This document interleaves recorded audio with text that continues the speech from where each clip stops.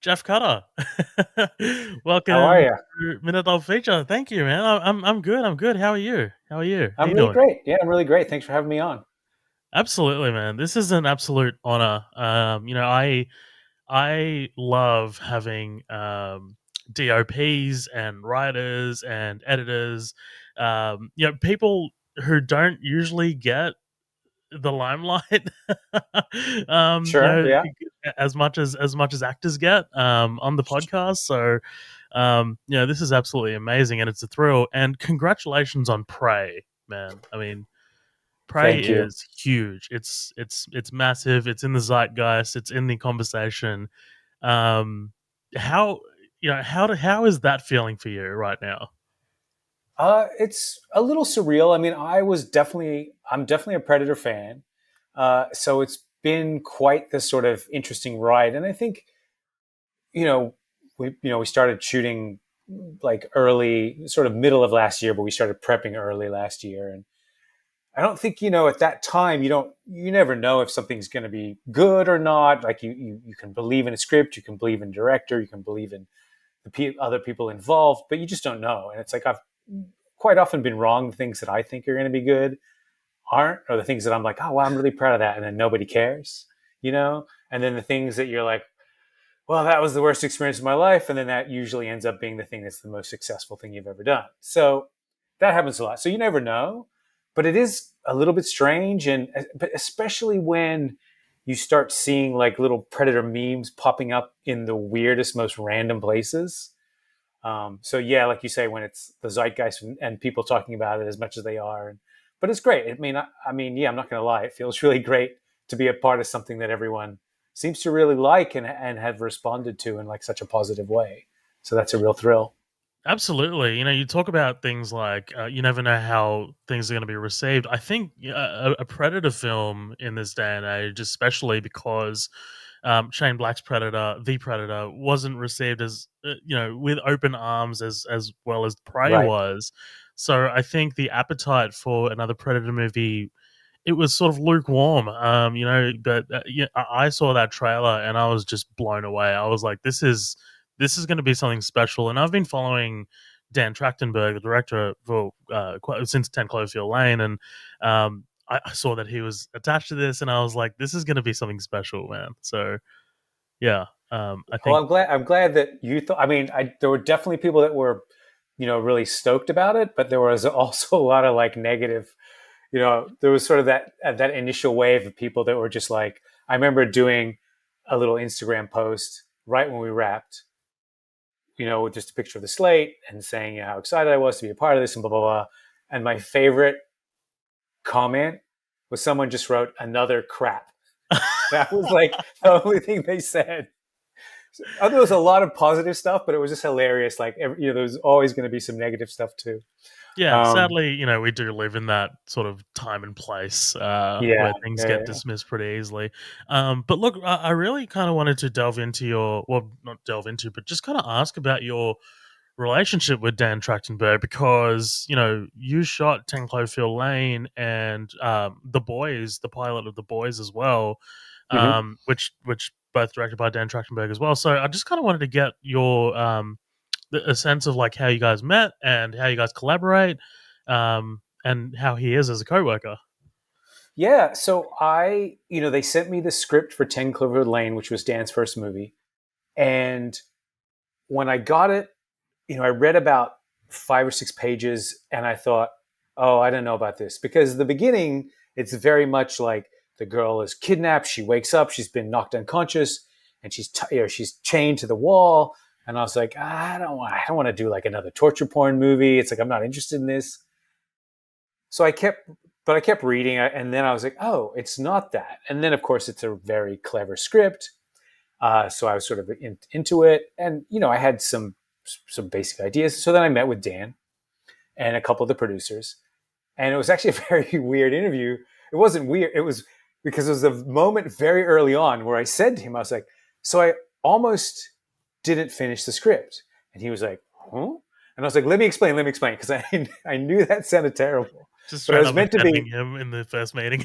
Yeah, yeah. I was supposed to be like a compliment in the sense that, like, well, I thought it was going to be one thing, and So then I explained myself, and he was like, "Oh yeah, yeah, yeah." But it was almost like it could have very easily just gone an entirely other That could direction. have gone south real quick. Yeah, but no. So yeah, I mean, we just had very similar sort of, obviously as the DP, your job is to kind of help realize the director's vision, but you have ideas of your own, and there are things that you obviously want to bring to the project. But you hope that in order for it to work, in those initial meetings, you need to be on the same page with the director, so that you and they have the same, at least a sort of some kind of place to start from where you're like in sync in some way.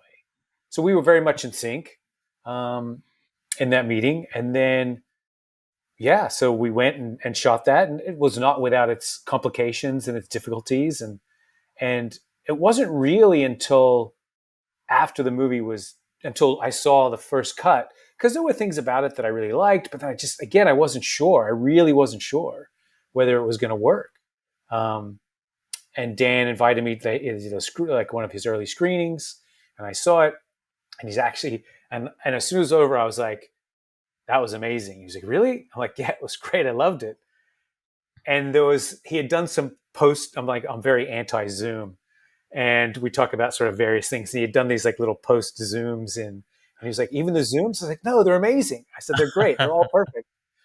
So yeah, we just, we kind of really hit it off, and more so even after that, because it was a little bit sort of rocky's not the right word, but I think that first time you work with someone and you're feeling You're each other. developing a relationship. Yeah, Yeah, exactly. So then when we did the boys, that it just got easier because we had a bit more of a shorthand, and then now with Prey, we had even more of a shorthand, and again, still there are always complications making a film, but you want to. It's nice. Like I want to be the person that the director feels like I have their back, and that's the sort of almost the most important thing, and that I'm trying to help them make a good movie versus a beautiful movie. Like yeah, ideally you do both. Obviously you want to do both. But first and foremost, I'm trying to make them make a really cool film. And that should be like the most important thing. yeah. Absolutely. I think you're 100% on the money there. I mean, 10 Cloverfield Lane. I know we're starting off early in your relationship with Trachtenberg, but I mean, that movie, the claustrophobic feeling, and the feeling like you're trapped with the girl with Mary Elizabeth Winstead's character, um, and the way the cinematography really kind of makes you feel claustrophobic with her is really really well done. It's just absolutely incredible. I remember seeing that movie in theaters, and I remember telling all of my friends about it because it does have Cloverfield in the title, and they were expecting a big monster movie, and I was like, this is not that. Like this plays with your expectations, and it's a kidnapping film, and it's all about grief and conspiracy, and it's just it's fantastic. I hate asking what was it like working with Thing, but man, I gotta ask John Goodman. I mean, is he just Yeah. amazing? Yeah, he's intense. He's Yeah, definitely someone who, Mary was she's she's such a great actress, and she's so prepared, and she knows all her lines, and she and it has everything down, and she knows what she wants to do, and she's great. John's much more. He was much more uh, sort of less structured, shall we say? So he would try different things, just really left field, right? Just all over the place, just trying these things. But every time it was like intense and scary, and he's a very sort of intimidating presence, and he very much keeps to himself very much on set. So you kind of don't want to. You felt yeah, like, oh, I don't want to kind of go bother him and stuff. yeah. Um, but yeah, I mean, his performance is great, and he's just such a fantastic actor, and he's a great person to kind of just to be in a room and watch him do his thing was awesome. I can imagine. I mean, it's by far one of my favorite Goodman performances in a movie ever. It's just so different to what like known for doing. But that film as well, that was mostly shot in sequence, right? So I think it was Yes. Is that Yeah, correct? you're not Yeah. hearing. Okay. Yeah, you're not hearing these beeps, are you? Like No, no, messages no. coming. That's Okay, good, good. yeah. Just wanted to make No. sure that. Yes, we did shoot it very much in sequence. So we started. I mean, because it was, the whole bunker is a set. Really beautiful set constructed by Ramsey Avery. Sort of different little rooms and different art direction, and we had quite. I mean, we prepped for about. I think we prepped the whole movie for about 6 weeks, and so much of it was really lighting those sets, pre-lighting and designing, working with Ramsey and sort of working with how to have all the lighting kind of integrated into the set as much as possible because the rooms are so small that it's not like you're going to be moving a bunch of movie lights around and that sort of thing. Um, but so we, because it was that, we were able to basically shoot in sequence. So we did start, the very first shot was in fact the shot of her waking up in the bunker. That was the first thing we shot. Okay. So we did eventually, obviously, go back and shoot the bits of her leaving the apartment The and apartment. that Yeah. stuff. Yeah, but for the bulk of it, yes, we shot the entire set out, and then when she climbs out at the end, that was all done, after we had finished the stage work, and then we were out in the corn. It was a sugarcane field actually. In the original script, it was a cornfield, but then we shot in New Orleans, and there's no corn there, lots of sugarcane. So we were like in a sugarcane field, and they had ripped up a little area and built the little top of the set thing, like the escape hatches and stuff. And yeah, then we just basically shot the whole ending, which was quite a luxury actually to go. I've never done that before, where you shoot almost in sequence. Yeah, I mean, it's not very common. I mean, a lot of directors or studios opt for block shooting, which is, I guess, much more easier and schedule permitting. So that while 10 Cloverfield Lane definitely has its fair share of special effects, and The Boys does as well, and Prey probably the most special effects. How for you as a DP, how do you factor in something that gets added later in the process when you are shooting on location at the time? Yeah, it can be a little difficult. It's funny because I remember having conversations with. I did a film before Prey that hasn't come out yet. It's not coming out till the beginning of next year. That also has a sort of sci-fi movie, and has a couple of monsters in it. And we would do these like sequences, and sometimes the shot would look like it didn't work at all because the composition would look weird or whatever. And the directors and the VFX people were saying like, yeah, don't forget the monster's going to go here. It doesn't matter. And it's like, okay, okay. And then when I saw the cut and you see some of that stuff, it's like, oh yeah, and it works perfectly. And I had the same conversations.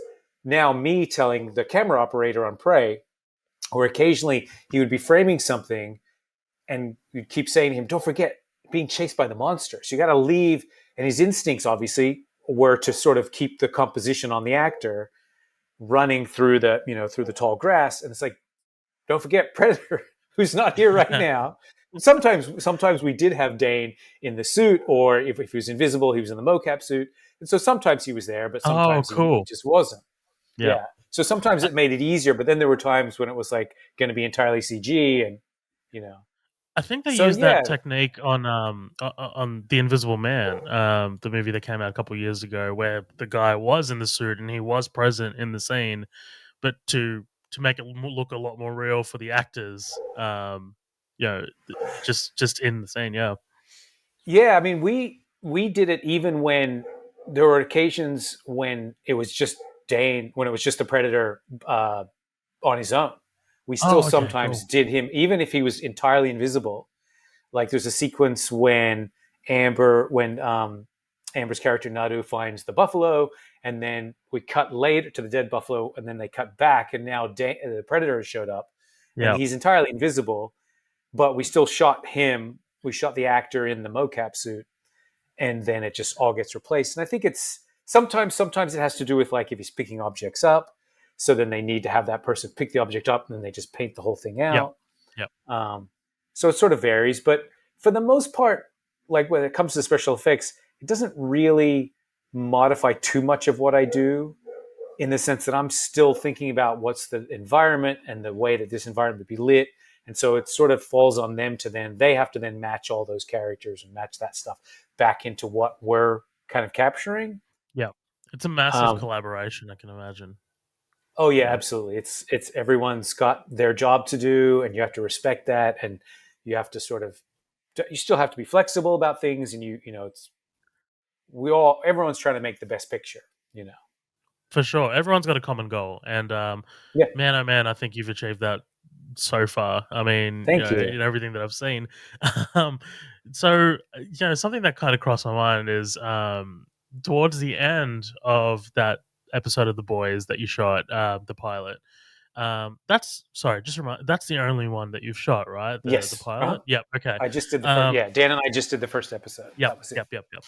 So there's a character in that that's his name's translucent. He's able to become invisible or translucent, and it just reminded me of the Predator, like when I was watching Prey. So I was like, Right. I kind of wonder whether you, as a DP, used your knowledge from the boys, and in terms of composition and how you shoot, I guess, an invisible character in Prey. I mean, I'll be honest and say it didn't really cross my mind again.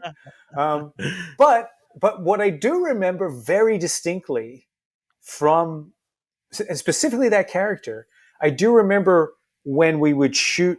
I remember there was a sequence in the bathroom where he's like spying on the two female Yes, superheroes, and then he like he's naked. de Yeah. de invisibilizes himself, whatever you call it, Yep. becomes visible, and he's naked, and she gives him, one of the spears gives him a hard time. But I remember when we shot that, it felt like nothing because we had the actor stand there, we like pull back over his shoulder, and he's just there. And then when you see it, even when I saw it, I was like, oh, it's so much cooler when you pull back and then they do like this kind of cool rippling effect of Yeah. him sort of decloaking, I guess.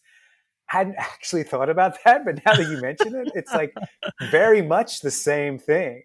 Yeah. But no, I Okay. didn't really take anything from that. No, that's fine. It was really curious to me. I was just like, huh, I really wonder. Um, you know, that episode of The Boy. Oh, by the way, I freaking love The Boys. I mean, I don't It's know crazy, anyone. crazy. It's are you up to date on the I'm show? not. No. I faded away in the second season, Yeah, yeah. and just haven't picked it back up Been yet. busy.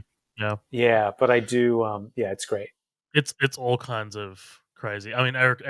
Yeah, Kripke is just he's a genius. But yeah, what I kind of mad want to genius. Dude, totally, totally.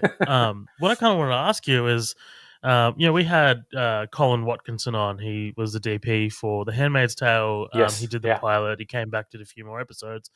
But for you directing that first, DPing that first episode, um, like how does that work in terms of you establishing the look of that show? Are you talking to succeeding DPs to kind of like emulate that style, or A little bit, yeah. I mean, it's funny because I did a TV show. I did the second block of a limited Amazon series recently. It's not out yet, but I did the sort of last four episodes in another DP. Um, Someone who I've known for years and years and years uh, did the first chunk. So I've done sort of both sides of it, but really, when I so I've established, yes, we established the look and the lenses we chose and the camera system and the LUTs and certain things like that. yep, But nobody really, no two DPs do the same thing the same way. Like even if they tried, it's just like you have your own personal taste, or even if it's not taste, it's just you have a certain way of working. So really, I think, and I did discuss with Evans, who came in after me on The Boys, and we talked a little bit. We had questions, but then he's gonna take. I've just sort of planted the seed, and now he has to water it, and he's got to like prune it, and then he's gonna run with it for a whole season. And I think the continuity, what I sort of experienced on when I came in on doing the second block of the show, was that the continuity of the look, really so much of it comes from the actors and the wardrobe and the locations, and all that stuff becomes like the unifying, Yeah. the sort of the continuity.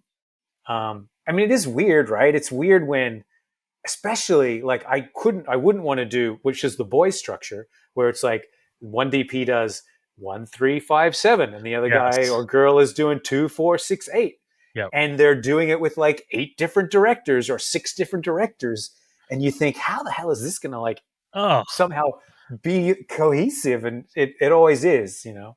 I think Better Call Saul did that as well. Just recently it ended. But yeah, like they kind of like alternate DPs, but it looks absolutely seamless. Yeah, They do such a great job, both the boys and Better Call Saul and so many other shows out there. They do such a great job of making it feel like a unified experience. yeah, It's crazy.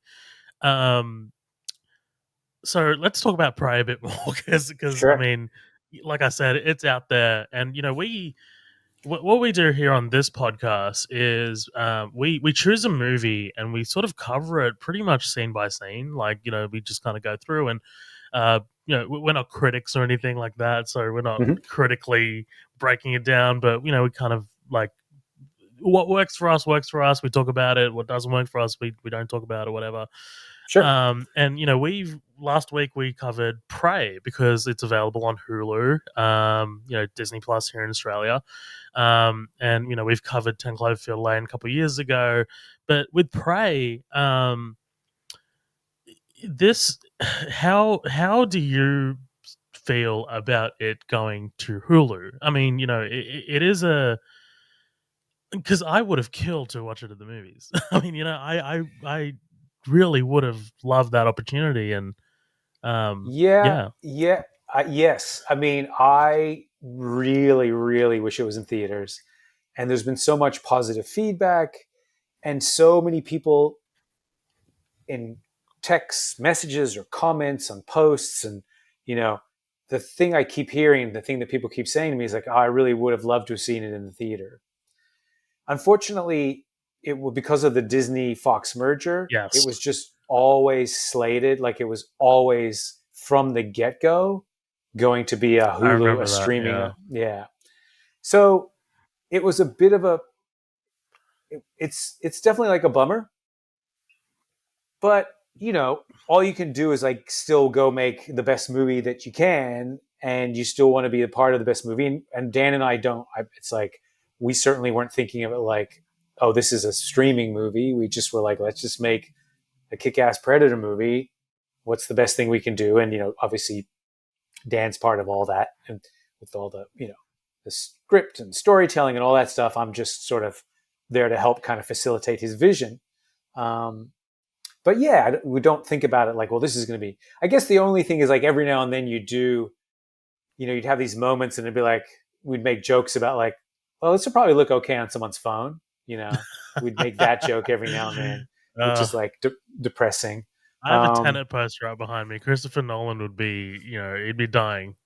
yeah, yeah. Well, he doesn't allow it, Right, and he's got exactly, some exactly. crazy new deal wherever he is. Universal, That's yeah, like, yeah, and it's just yeah. like, nope, you don't get to do that.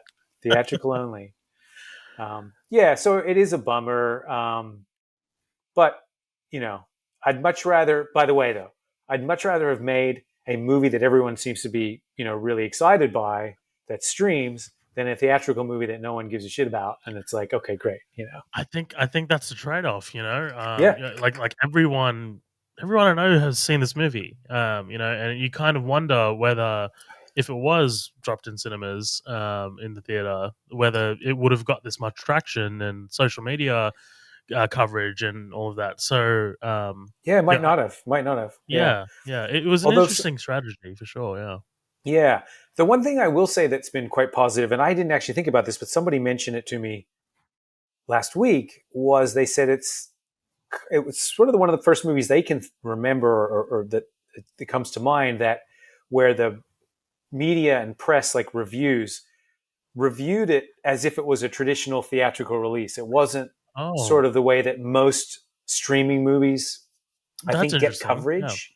Yeah, like it really was covered and reviewed and stuff as if it was like, this is a proper movie, not just a, in quotes, streaming movie. Right. Yeah. Well, I kind of, I'm not going to say the movie, but I was listening to a review of a movie that came out on Netflix very recently, and people are like, the reviewer said, "Oh, this is just another one of those streaming movies," and it was just like, Right. you can immediately tell what's a streaming movie and what was made for streaming, but then you watch something like Prey, which is incredibly well shot, incredibly well acted.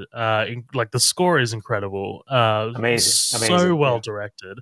I think Everything about it. if Emma Mid Thunder doesn't get massive roles in the future from this, then I don't know what's happening. But you Yeah. can immediately tell the difference between your standard streamer.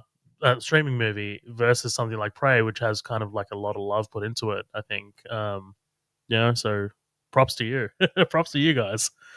Yeah, and I guess I guess also it does help the pedigree, the heritage, so to speak, of like the franchise. So I Yes, think that brings a lot of attention, and in some ways, while there was while there was concern is maybe not the right word, but there is like fanboy concern about whether of this is going course. to deliver. But I guess that ramps up the expectations, or amps up the kind of, so that now more eyes are going to go see it and more people are going to pay attention to it. Yeah, Um, definitely. Definitely. This movie definitely had the, and I don't want to go into it, but the fanboy culture, unfortunately, that there's a female leading the cast and things like that. So, yeah, yeah. that's been discussed elsewhere. I tried to leave that out of this, but what I did want to talk about is shooting in Calgary. This is, correct me if I'm wrong, but is this the most rugged terrain you've shot in before? I mean, like another movie, or For me, oh yeah, definitely, definitely, because yes, I read a absolutely. review. Sorry, I read an interview from you that you had bear wranglers on set. There were bear wranglers, yes. I mean, we weren't ever in any immediate danger. We Sure. definitely saw bears. They never really came to the set or anything like that, but there were for sure. We had the little bear speech every morning, and there was like one or two people that had their little bear pepper spray, and there was all the things like, if you see a bear, don't run. Which I don't know, man. If I saw a bear, I'd be like, boop. I'd be Yeah. just straight at it. I was like, it's Get me like, out of here. what do they say? You don't have to be faster than the bear, just faster than the person next to you. So I looked around and I was like, I'm a lot faster than most of these people here. So I figure I'm okay. I'll be dead. Um, I'd be dead. um, yeah, so it was, the animals weren't too bad, but yes, it was, it was about a 45-minute drive from Calgary into like this First Nations. Most of it, a bunch of it was shot on First Nations land. Um, so it was really sort of really untouched, and like you could shoot 360 for miles and miles, and you wouldn't. There were no buildings, no power lines, no nothing. So it was really incredible for that. But it was a long drive out there, and then some of the you have to get in and get out into the actual areas, get off the roads. We had some locations that were really quite remote, where we had to be kind of, it wasn't like a boat ride, but you had to cross the little river to get to the part of the set that we wanted to shoot, which wasn't accessible on that side by any roads. We did helicopter in a techno crane, which I've never done before, so that was kind of, and that's Wow. the kind of thing where I used to always hear about other people doing, and then at some point we're like, well, how are we going to get a crane? And they're like, well, we'll just have to chopper it in. And it's like, really? We could, okay. I didn't think that was an We can do option, but cool. that. Yeah, yeah. So, but yeah, so the locations were beautiful, but yes, it was definitely. And then you're just out in them. We were not 99% on location. We had a couple of days of stage work, but everything else was just out in the woods every day, Yeah, especially at night. that's Yeah, which awesome. is tough. Yeah. Yeah, So that's gonna be tough. Yeah. yeah, it's great visually. Like I knew it was going to be great because I was just afforded, given all these great places to shoot. But the cost of that is like, oh, we've got to hike in and out of some of these places, and you know. But it's always worth it. Always worth it. The pain is temporary. You know. Yeah, yeah, you got to keep that monologue running in your head. Yeah, Yes. absolutely. I wanted to ask you actually. I think you guys did such a fantastic job of paying respect to the First Nations people, and I it all feels so authentic and it looks so authentic, and Emma Mid Thunder does such a great job as Naru. How important was that for you guys, the cast and crew, to really respect that element of it in the film and get that across? Yeah, I think it's extremely important. I mean, it's almost as important as making the film itself, because that's sort of what the film is doing. I think it was for Dan. He really wanted to. He said multiple times about how Native Americans and not just Native Americans, but indigenous cultures are often always portrayed as the sidekicks or the villains, and like they don't have their own stories. And so that's what this film is. It's not just making a Predator movie. It's like, here's a story about the people who were living on this land before everybody else, my ancestors, et cetera, everyone came and took over, unjustly. So it's important to respect that. And I think even from like a photographic standpoint, that was part of my sort of, I wanted things to be very naturalistic, because I wanted to sort of respect like the beauty of the place, but also the beauty of like the culture and all that stuff, and not Hollywoodize it or not like make things slick. Which I just sort of naturally, that's my natural instincts, is less is more in terms of lighting and that stuff. But it felt very very much the right choice in this case. And we had like this beautiful ceremony where we paid tribute to the elders, and they blessed us. Literally, they were like blessing us to have a great shoot and blessing our vision and all this stuff, and which worked. I'd have to say it was successful. Yeah, that's amazing. I mean, Yeah, I didn't think it went that far, but that's fantastic. I mean, that's yeah, yeah, so yeah. good to hear. I mean, here in Australia, we have our own unfortunate history with First Nations peoples, and there is a big push to have more inclusion with Aboriginal people in film and in culture and arts. Yes, And yeah, I think it's a good time to be. It's always been a good time to pay respect to the yeah, original people of the land. So yeah, that's fantastic. I think Prey, honestly, when the trailer showed that this was going to be about First Nations people, and it's not really 100% about the predator. It's not really about it's about this tribe, and it's about fitting into a tribe, fitting into a group, and um, it's so much more than a predator film, and I think you guys knocked it out of the park. So yeah. That's what Dan. That was what Dan really, really was wanted to make, and he wanted to combine both all these things that he loves, like a Predator film, but also a film that had with a story that could have an emotional connection and with a heart and soul. And yeah, yeah, awesome. Look, I wanted to ask you about the Wanna. I mean, we all love Wannas. You know, I mean, just just from a technical perspective, Wannas are just so probably tough to pull off. But I think I read something that Dan didn't initially want that as a Wanna. Is that correct? Or well, it's funny because we we were having some discussions recently, because my memory is not as good as him, as good as his, and he on all the projects we've done together, he often toys with oneers in certain sequences, and not oneers for the sake of oneer, but he likes them when they're appropriate. And so there's almost always the a story reason to do it. Yeah, absolutely, I think yeah, if there isn't, then you're making the wrong choice. right. I think that's like whatever you're doing with the camera, with lighting, with everything, editing, sound, all those things. If it's not making the film, if it's not helping tell that story, then it's the wrong choice. But yeah, so that particular oneer, and honestly, I had sort of forgotten, but we had Dan had reminded me that we had sort of planned kind of two versions of it. His initial idea, or maybe not his initial idea, but at one point he really was like, I really think this should be a oneer. He kind of wanted to try to figure out how to get it into one piece. But we also, uh, like when they were rehearsing it, and he rehearsed it with the stunt and the actors and the stunt coordinator, and they rehearsed it, and then we sort of came in after they had got going, and Dan and we sort of started shooting, even with just like an iPhone, taking certain angles and saying, well, maybe this, or we want to be on this side of the line, or we need to be over here for this. And then we kept trying to push it like, well, okay, how far can we take it? If we sort of shoot this piece, can we keep going? Or like, no, maybe we cut. Okay, this becomes a cut. So he had sort of mapped it out as a cut version as well. We're not like jump cutty, but like there'd be a chunk and then you'd have another chunk and we'd continue.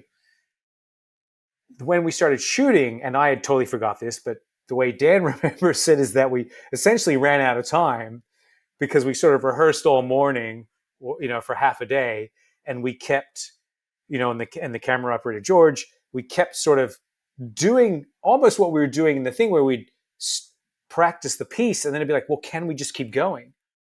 And at that certain point, it was like lunch, and we hadn't shot anything, so now we kind of had to like, okay, well, we've got the rest of the day or another few hours, whatever it was.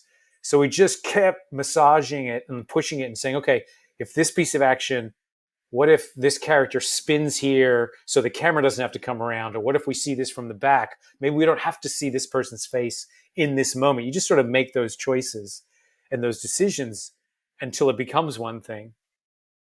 But then when it does become one thing, which it is, you have that amazing, like, visceral, especially like, seeing it at the premiere where you get to see it in the theater full of people. And they start cheering, like even halfway through, they're like clapping as she like gets the first guy. Such a And then huge moment for Naru. That's so great. And then it keeps going. And then because you haven't been able to catch your breath, and then at the very end, she gets the last guy and the camera does like a little pushing on her face and the music sort of stops and you're just left with her standing there with the tomahawk and everyone's going nuts. That's an applause moment. Yeah. Yeah. And part of that is because it is one take and not because the audience, they're not clapping and cheering because, oh, we just saw a great oneer. They're clapping and cheering because they kind of almost couldn't even catch their breath. And they've seen this, like, they've seen her kick ass and get these 4 fur trappers. And even if they don't know it's a oneer, they're subconsciously there's been no cut. And so it's this breathless, take your breath away kind of thing. I think I might have spotted something where Dan said something about that. Is that like, you're literally holding your breath as this sequence is happening, very much like Naru is holding her breath as she's cutting these guys down. It's such a great sequence, and it already because that's after this massive massacre scene that we get, and it's such a great little cherry on top. How was that, by the way? Like, was there actual like fog in that marsh? When you're shooting the predator there. Really? Okay. Not actual. I mean, we put put the movies. Fog. Yeah. But yes, so that was like that's obviously the biggest sort of sequence in the film, and we shot it over. My jaw was on the ground the entire time, man. It's my favorite. It's definitely my favorite thing in the movie, in the whole movie. My favorite sequence. But it was, Dan prevised that whole sequence beforehand in prep. And so it was all kind of mapped out. But they had done it as like this early morning fog sequence, partly because, yes, it'll look amazing, but also because financially, there are 2 reasons. Financially, they can't just keep having an invisible predator because it's so expensive. And also, at a certain point, we want to stop seeing Invisible Predator and we want to see, decloaked Predator with all his cool stuff and his armor and skin and all that stuff. But, the Predator doesn't necessarily look great in broad daylight. So the idea was we'll put him in this like foggy, like early morning thing. But of course, we can't shoot 2 hours in the morning and 2 hours at the end of the day for 6 weeks. We had 8 days from sun up to sundown. So we just like, and after the first day was rough. It was a bit rough. I mean, it was like at halfway through the first day, Dan was like, "Do we make a mistake? Like, do we?" He was Regrets. like, "Do we?" Yeah. He was like, "Do we need to stop? Do we need to like go to stage? What?" Because originally we wanted to build this thing on stage. because I've done something similar at a smaller scale, but you can then smoke the whole stage up. You just have gray cyc. You put you get the trees, the silhouette. You control it all, and it's great. But that just seemed that was too cost prohibitive to be on the stage for some reason. I'm not really sure, but it just was to get. It was very expensive. It's gonna sound crazy, but like this is not a joke. The first art department bid that came in, and I don't know, but maybe someone will correct me, but I thought it was like $3 million just to get all the dirt in. Oh Not even wow. the trees, but like to get all the dirt because they didn't have. It was like we had to fill this whole arena, blah blah blah. So it just became too expensive. So we had to do it outside. So first day we were smoking up. We had these giant smoke machines, and we just got better and better. Like the ads, everyone got better about the wind and where to put these big smoke machines that were on the back of like pickup trucks, and we just move them around. I did have like a what we call fly swatter, which is like a little sunshade, but it was small, so it doesn't really cover much. I used it sometimes, but for the most part, it was just like bring in the smoke, and we would literally blot out the sun. So you can see sometimes you can kind of see the sun coming through, and sometimes you can't. But for the most part, we were able. And then they did some VFX fixes. But yeah, it was like a massive undertaking from the special effects department Oh to man. just create in this set where they had not planted, but had erected all these burnt out trees, and then just smoked the hell out of it. It was brilliant, man. Such a brilliantly executed scene. Because I mean, talk about a scene where you really need to show what the predator is capable of. And this predator is not to be trifled with. Right. In that um, scene, in that scene, you're definitely like, okay, this is the thing where when he takes out 20 dudes or 30 dudes, whatever, right. and it's like, and it's kind of fun because you actually hate the fur trappers even more than the predator, you Sure, know? sure. I mean, like, they're kind of like Nazis, right? I mean, it's fine. It's fine if they die. Yes. It's okay. It's completely Yep. fine. Totally. Um, yeah. Look, I think getting off Prey. I think Prey is one of the best films I've seen all year. It's. Awesome. I mean, like I said, I was expecting something pretty great from Dan because I just I have so much trust in him over the boys and 10 Cloverfield Lane, and it came out and it just blew my socks off. And it was just absolutely fantastic. You guys did just such a great job. When I mean, are you going to be working with Dan again in the future, or I um, hope so. yeah? Do you I guys sure have hope something so. cooking? No, I mean he's got ideas, things that I can't talk about. Of course, But yeah. he's definitely he's got a lot of things. He already had a bunch of things sort of in the works that were ideas of his, but I know now he's probably like the hottest thing in Hollywood right now, and I'm sure he's taking all kinds of meetings, um, and so yeah. But he's very particular, I think, and really he really he wants to thread the needle of that thing where it's like he can make something that's exciting for an audience but that is also something that will move people and Yeah, that is he can and that he can really author and like create like a film that he can be proud of and not just jump on something that even if it's something that could potentially be successful if he doesn't feel like he can craft something and then he's not interested.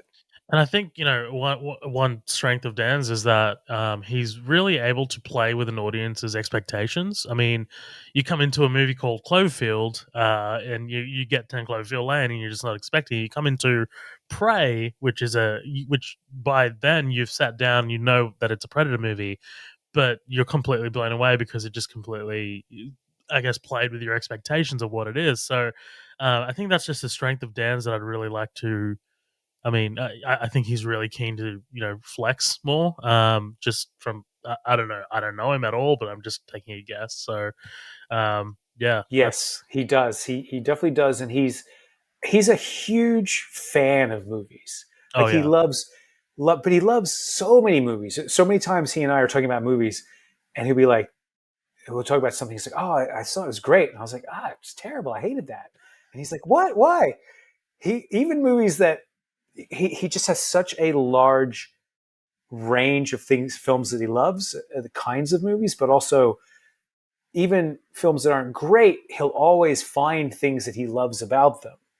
And I think it's so he's such a fan of that he kind of can really, when he's, whether it's developing or breaking down a script, or I guess even I'm not part of any of that, but just even seeing him on set where he puts his fan hat on, every now and then, and is like, oh, but I want the audience I want them to have this reaction. I want them to feel this, or I want it to be like, this is the thing where I want them to be surprised by this, or whatever it is. I think he really thinks about like the viewer's experience. Yeah, it's so fantastic that he thinks about it like that in terms of like eliciting some kind of emotion or feeling from an audience member instead of just being lip service or something like that, which I guess in a Predator film or a Cloverfield film you can really fall into a trap of doing, and he manages to avoid that in the best ways. One of our final questions. There is a sequel to a movie that you shot quite a while ago coming out.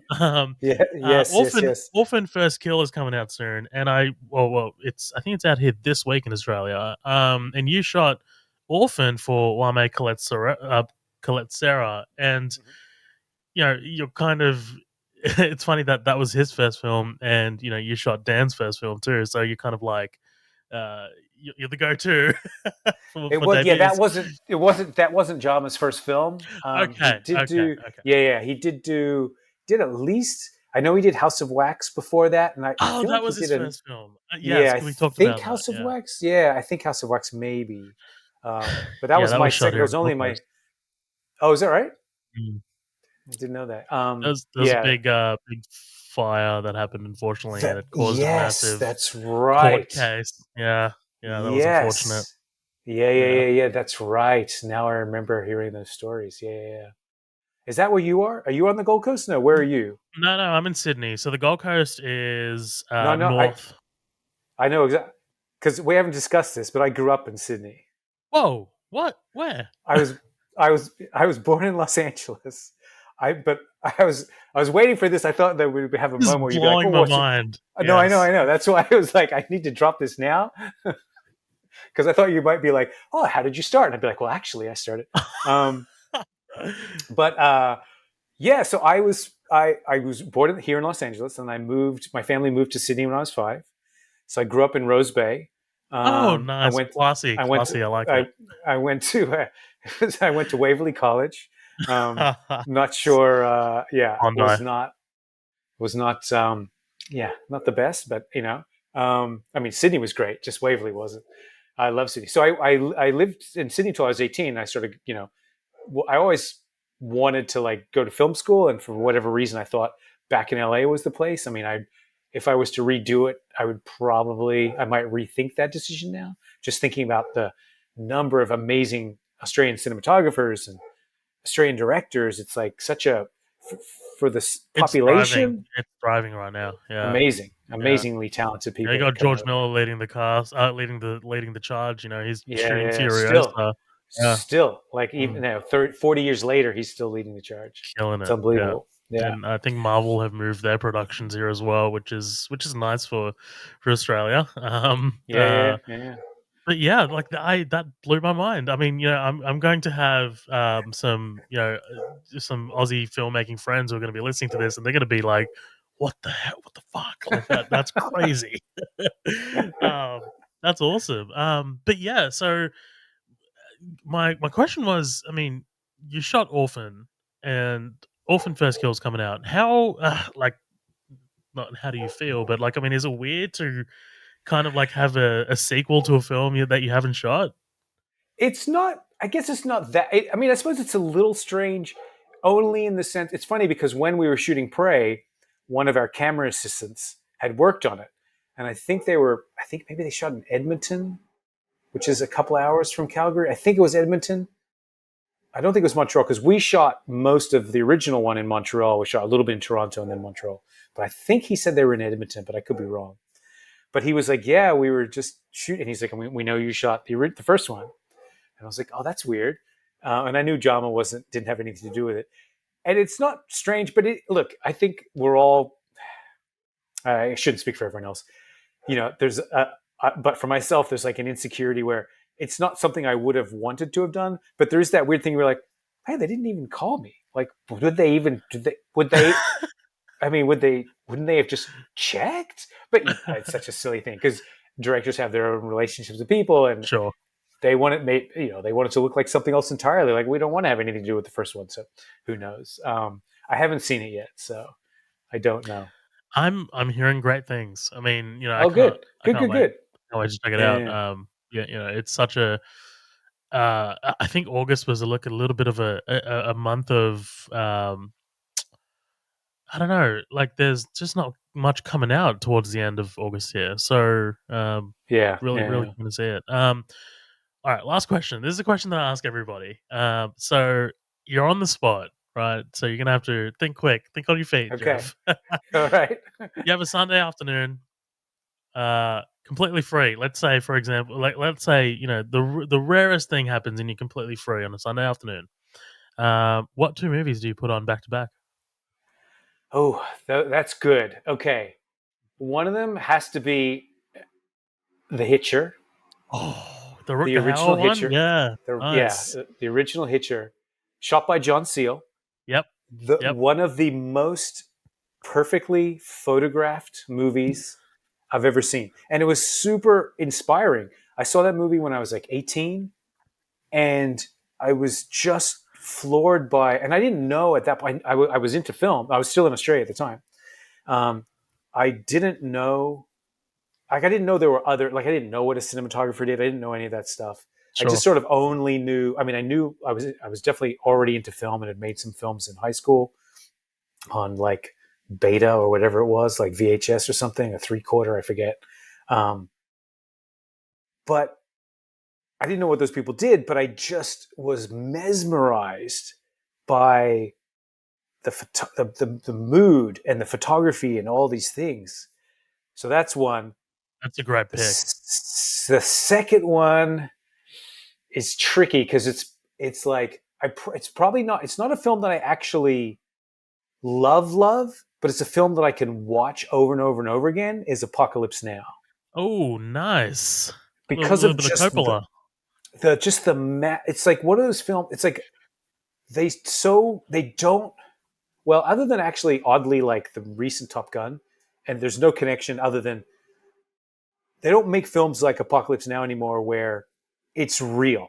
It's 11 or a dozen actual helicopters flying in formation and coming in, and there are those night scenes where the boats on the river and they're attacking the bridge and the lights and these towers. There's so much going on, and I just Gorgeous. watch it. It's stunning, but it's also like, how did who thought they could actually do this? Yeah, Who was? I mean, Coppola, obviously, madman, but a madman. Yeah. who's crazy enough to think you could go in and make this?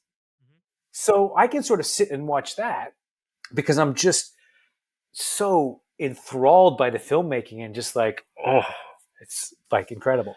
I mean, it's incredible. It's super well documented how crazy of a time that movie was to make, and Yes, Coppola ended up sort of becoming a Colonel Kurtz of himself, sort of thing. totally, But yeah, absolutely. those two are great picks, man. Like that might be one of the best duos I've seen on the podcast. But that's incredible. So Jeff, what do you have? If you can tell us anything, what do you have on the table on deck? What are you working on? Yeah, I have a film. So I have a really small. It's actually the film that I shot. It's called Wildflower, and it came. I shot it right after Prey. I literally came back from Calgary. Oh I had a wow, week off, so I met with the director. He'd sent me the script before. I had a week off, and then started prepping Wildflower, which is a tiny. It's like Prey was by far the biggest thing I had done, and then this is probably the smallest movie I'd ever done. But I was really excited by that challenge because it was such a great script and a terrific cast, um, and a really kind of moving, like a touching, funny story, based on a true story of a documentary that the director had made previously. Um, and it just sort of moved me, and I was like, I want to be a part of this. And so that is going to screening at the Toronto Film Festival next month. where it doesn't have a distributor Awesome. yet because it's independently financed. But I can't imagine. I'm sure it will grab a distributor really quickly with Gene Smart and Australian actress Jackie Weaver, Kiernan Shipka, uh, Alessandro Daddario. It's a Who great else? cast. It's a great cast. It's a great Brad cast. Garrett. Yeah, it's really great, and they're all terrific in it, and they were all like fantastic to work with. So yeah, that's coming out, and then I have a film that I made before Prey that I also really like. That's called Distant with Anthony Ramos and Naomi Scott. That's like a sort of we were calling it. It was a sci-fi. It was a sci-fi rom-com. No, it was a rom-com sci-fi horror is what we called it. That's cool. Yeah, so it sort of has all these kind of interesting little. It's like it's a fun little like thrill ride of a movie, which hopefully is coming out. I think at the beginning of next year. That's awesome. That's Yeah, yeah. Look, I'll keep an eye out for those, and hopefully have you back on to talk yeah, about them, man. Like it would be yeah, awesome. yeah, yeah. Jeff, Absolutely. thank you so much for joining us, Oh, man. you're welcome. This has Thanks. been Yeah, epic. I've loved it. It's been great. I Thanks for appreciate it, having man. me on. Thanks, Yeah. Jeff. All Appreciate right. it. Talk to you soon. See you, mate. Okay. Bye.